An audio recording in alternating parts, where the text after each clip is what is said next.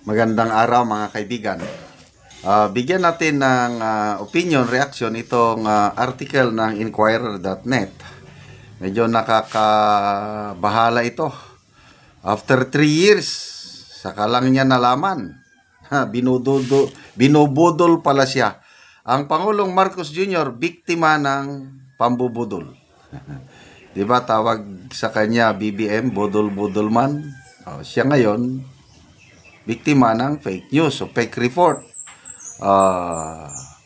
Marcos reveals getting false accomplishment reports of government projects. After 3 years, saka lang siya nagmatala. Hindi tama itong ni-report ninyo, niloloko niyo. Okay, so basahin ko na. Even President Marcos Jr. is not spared from receiving false information, in this case, in the form of accomplishment reports on government projects. So na last year, nakapagpatayo na tayo ng 5,500 flood control projects at marami pang ibang sumusunod. Palakpak. Yung pala, budol yun. Kasi after report na ibinigay sa kanya, naniwala siya kaagad. Ipinagmayabang sa SONA. After 2 days, na-fact check sila ni Bagyo Katrina, kaya napahiya sila. So ngayon, inaamin niya na this was revealed kasi may podcast interview na naman This is what he revealed in part 1 of BBM podcast episode 2, which aired on Monday. In the podcast, journalist Cheryl Cosim asked Marcos if his visits to public areas as market, train station, and provinces are part of his administration's strategy to help better understand the struggles of ordinary Filipinos. Sagot niya, at any level of government, it's very different to receive a report saying we completed the project. This is how much we spent, along with a nice photo. Yon yung accomplishment report. Budol pala. But when you actually visit the site, it's different. Really different. So, kailangan pa bang presidente? Mauubos ang panahon ng presidente kung lahat ng project bisitahin niya. Kailangan lang niya ng matino na cabinet secretary or yung sinatawag ni Senator-elect Ping Lacson nga bastonero. So mabuti ngayon, nag-iikot na siya, nakikita niya. Kaya lang, sayang yung first 3 years niya. Tuloy natin. You realize the report was true, the project was well done, and you know that the person who gave you the report wasn't lying to you. Marcos responded in Filipino. However, there is another side of the story. The other side of it is these fools, mga loko-loko. These fools are taking me for a ride. Niluloko daw siya That's when you realize these people aren't reliable. So we need to find someone else. That's why it's still important to go and see things for yourself. Kailang Mr. President, kung ikaw pa mismo ang pupunta doon mag-visit sa mga projects, mauubos ang panahon mo. Konting leadership style lang, diskarte lang yan. Si Tatay Digong hindi naman palaging nagbibisita. Kailang may nagagawa. Kasi kanya-kanyang style Kung masyado kang mabait, kung ang naiproject mong image kayang-kaya kanila, ay talagang kakayanin kanila. Example, tanim bala. Problema panahon ng Pinoy administration. Pagdating ni Tatay Digong, salita lang ginamit. Sige, tuloy nyo yan. Papakain ko sa inyong bala. Natakot yung mga loko-loko sa airport. Tumigil. Ngayon, bumabalik. Kasi nga, ang projection sa leadership is mabait, very kind. Kaya sabi ni Senator-elect Ping Lacson, palagi kong kinukot, It's not enough. Yung pure kindness and goodness is not enough. In running a country like ours, it's not enough. Okay, so that's why it's still important this year.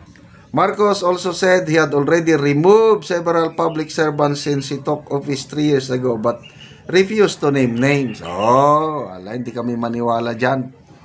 Nag-order ng cabinet revamp. Ang ganda. Nung una pumalakpak ako. Ito na, totohanan na. Ay lahat, binalik man. Except for a few. Oh, Solicitor General Guevara, kung sino pa ang matino, yun ang pinatalsik. Bakit? Hindi nila kaya. May panindigan, may prinsipyo. DNR Secretary, na pinagpahinga man lang daw. Kasi pinsan ng powers that be. And then, CHED Secretary, sino pa? Kakaunti man ang ano. Kung totoo na ganyan, niluloko ka, di sana overall yung complete revamp ng cabinet. Hindi binalik pa rin. Kaya, instead na napabilib na ako doon sa mass resignation, lalo akong nawalan ng, I don't know. So, every time magsalitang Pangulo ngayon, gusto ko yun kumansa ng maniwala. Kailang, ang hirap ng paniwalaan.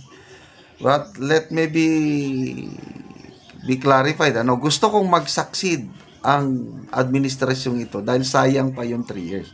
Ang success ng administrasyong ito is taong bayan ang makikinabang. Sana marami pang magagawang maganda within the next 3 years. Sana magpakitang, again, ulitin ko yung mga suggestion ni Senator-elect Ping Lacson. Kailangan ng Pangulo ng bastonero. Yung matapang, yung kayang, yung manginginig sila pag nagsalita yung bastonero. Kasi ang presidente parang sobrang bait, hindi niya kayang maging bastonero. So someone in the cabinet, I don't know kung sino yan, na pag siyang nag-follow up, siyang nagbisita, siyang gagalaw ang lahat. Ayun, may magagawa pa. Kailan kung mismong Pangulo mismo siya pang magbisita, nako, maubos ang panahon. So, mahirap mabudol, di ba? Ayun, nabudol din sila.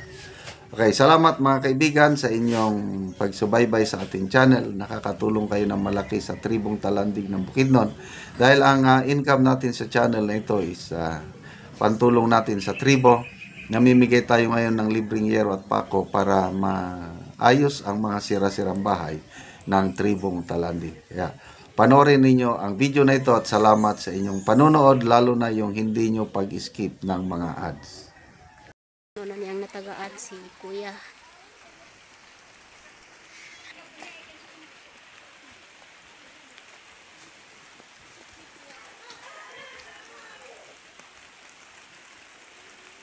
O muna niyang uslot sa ilang balay.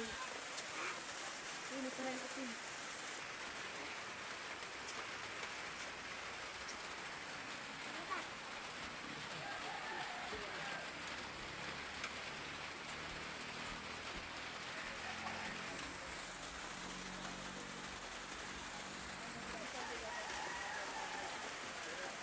Baunan ni sila ati og kuya.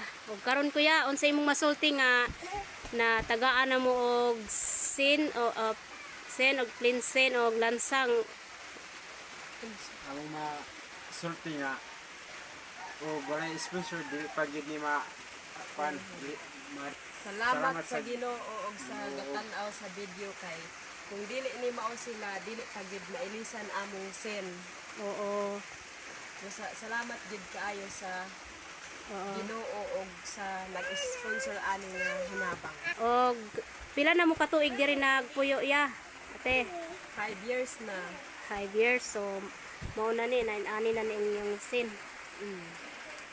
So pila ka mo kinyong anak te? Isa ra. Isa ra. Sige ate.